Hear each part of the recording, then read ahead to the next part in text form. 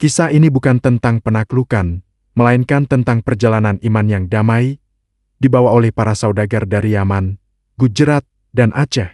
Mereka menembus gelombang, bukan dengan pedang, tapi dengan rempah-rempah di geladak dan keyakinan di dalam dada, menuju negeri-negeri timur yang jauh.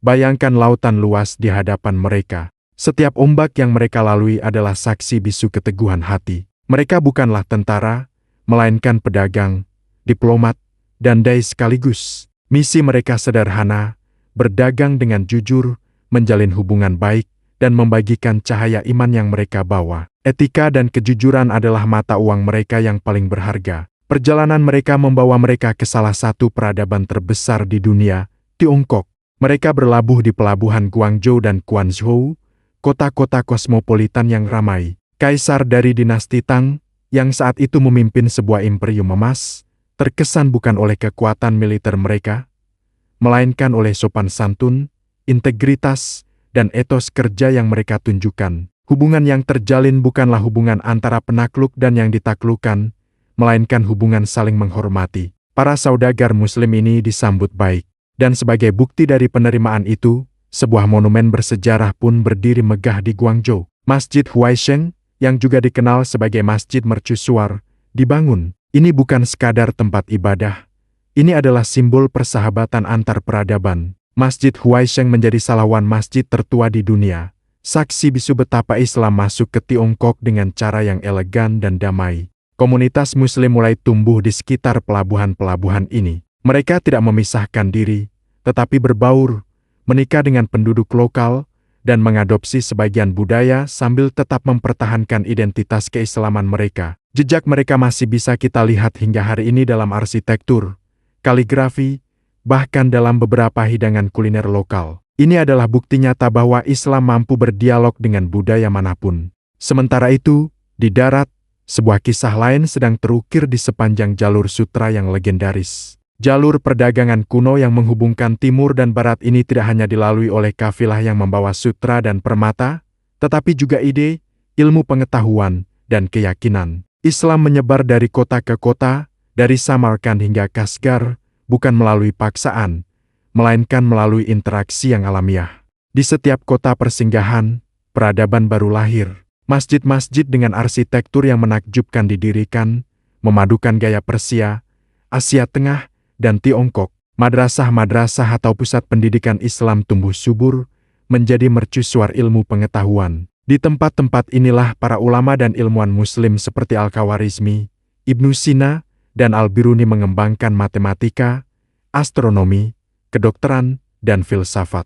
Jalur sutra menjadi jalur ilmu. Buku-buku dari Baghdad diterjemahkan ke bahasa lokal, dan sebaliknya, pengetahuan dari Tiongkok dan India mengalir ke dunia Muslim. Islam tidak hanya datang sebagai sebuah agama, tetapi juga sebagai pembawa obor peradaban yang menerangi Asia Tengah selama berabad-abad.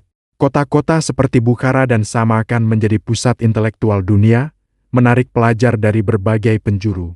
Warisan intelektual ini membentuk fondasi bagi Renaissance di Eropa di kemudian hari. Sekarang, mari kita berlayar lebih jauh ke timur, ke negeri matahari terbit, Jepang, dan semenanjung Korea. Di sini, narasi kedatangan Islam sangat berbeda dan jauh lebih modern. Tidak ada catatan sejarah kuno tentang saudagar Muslim yang menetap seperti di Tiongkok atau Asia Tengah. Islam baru benar-benar dikenal di wilayah ini pada akhir abad ke-19 dan awal abad ke-20.